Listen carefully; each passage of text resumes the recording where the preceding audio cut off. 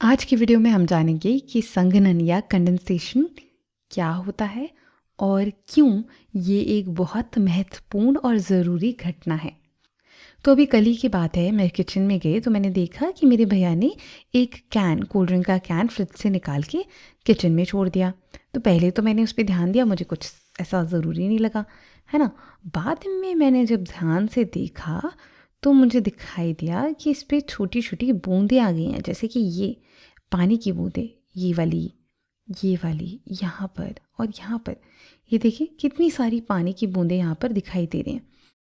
और मैं सच बता रही हूँ, जब थोड़ी देर पहले मैंने देखा था ना ये कैन, तब ये पानी की बूंदें इस पे नहीं थी, मुझे अच्छी तरह से याद है। तो अचानक ये क्या जादू हो गया, कैसे आ गई ये बूंदें यहाँ पर?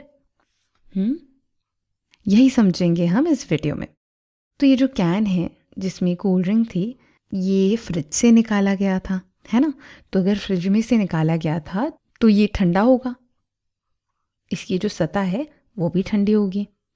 और इस सतह की तुलना अगर हम बाहर के वातावरण से करें, यानी किचन के काउंटर पर जब हमने इसको लाकर रखा है, तो जो बाहर का वातावरण है उससे अगर हम तुलना करें तो ये वाली जो सतह तो है ठंडी, लेकिन आसपास का जो वातावरण है वो गर्म होगा।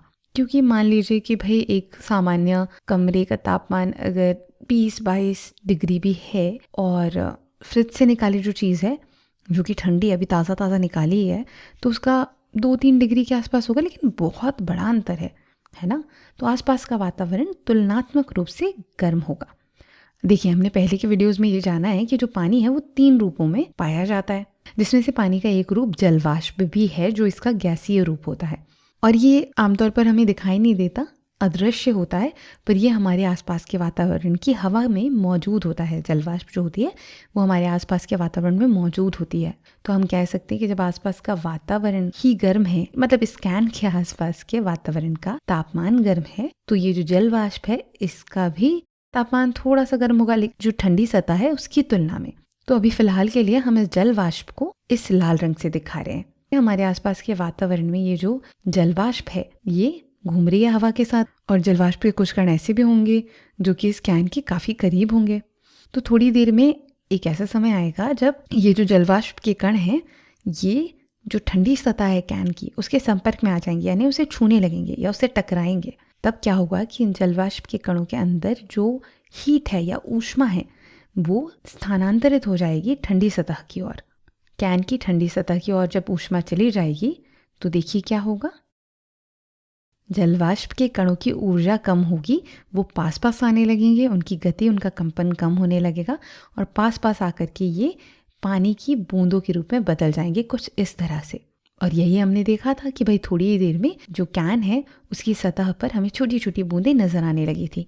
इसी घटना को हम कहते हैं कंडेंसेशन या फिर संघनन।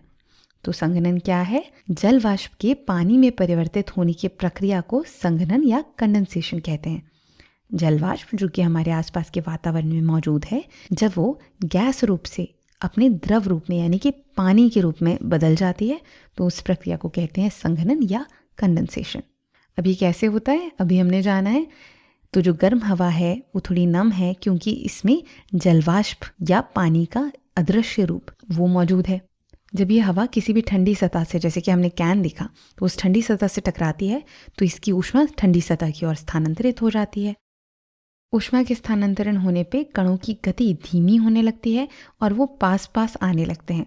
जब वो पास पास आके जुड़ जाते हैं तो जल की बूंदों का निर्माण हो जाता है। अच्छा, ये जो घटना है हमें हमारी प्रकृति में और भी कई जगहों पर देखने को मिलती है। जैसे सर्दियों के मौसम में आप सभी ने सुबह सुबह स्कूल जाते हुए अपने मुंह से ऐसे फूंक मारी होगी और आपने देखा होगा कि अरे धुआं निकल रहा है ना। तो कैसे दिखते हैं आप लोग? ऐसे दिखाई देते हैं। तो सर्दियों के मौसम में सुबह सुबह जब ठंड होती है और आप अपने मुंह से फूंक मारते हैं तो कुछ इस तरह से दिखाई देता है, और ये धुआं नहीं होता, यहाँ पर भी संघनन हो रहा होता है। तो ये जो हमारा मुंह है इससे हवा निकल रही है और उस हवा में जलवाष्प के कण हैं, मॉइस्चर, नमी है ना। तो ये जो हमारे मुंह से निकलने वाली हवा है वो थोड़ी सी गर्म होगी बाहर के वातावरण की तुलना में, क्योंकि बाहर तो बहुत ठंड है। तो बाहर बहुत ठंड है और जो हमारे मुंह से हवा निकल रही है वो है गर्म, और उसके अंदर जो मौजूद जलवाष्प है वो भी गर्म है। तो ये जब जल वाष्प बाहर के वातावरण में जाती है तो ये अपनी ऊष्मा वातावरण की हवा को दे देती है और उसमें जो कण होते हैं वो आसपास होकर संघनित हो जाते हैं और वो कुछ इस तरह से धुएं के रूप में दिखाई देने लगते हैं। इसी तरह आपने देखा होगा कि सर्दियों की सुबह में पानी की बूंदें जमी हुई दिखाई देती हैं पेड़ों की पत्तियों पर, जिसे हम कहते हैं ओस। इसमें क्या होता है कि रात भर में पेड़ों की पत्तियां और उनकी सतह और ज़मीन जो है वो ठंडी सी हो जाती है और जलवाष्प जो है वो तुलनात्मक रूप से थोड़ी गर्म होती है आसपास के वातावरण में। तो जब वो जलवाष्प इन पत्तियों से टकराती है तो संघनन की प्रक्रिया होती है, जिसमें जो जलवाष्प के कण हैं वो पास पास आते हैं, अपनी ऊष्मा पत्ती को दे देते हैं और पानी की बूंदों में बदल जाते हैं, जो हमें ओस के रूप में इतनी सुंदर सुंदर यहाँ पर दिखाई देती है। इसी तरह तालाब के ऊपर हमें कोहरा नज़र आता है ठंड के दिनों में। ठंड की सुबह सुबह में जो पानी होता है तालाब का वो वाष्पित होता है और ऊपर की जो हवा होती है वो ठंडी होती है। तालाब का पानी गर्म है तुलनात्मक रूप से, ये जो जलवाष्प है जो वाष्पित हो रही थी वो ठंडी हवा से टकराकर छोटी छोटी बूंदों में बदल जाती है, जो हमें फॉग या कोहरे के रूप में दिखाई देता है।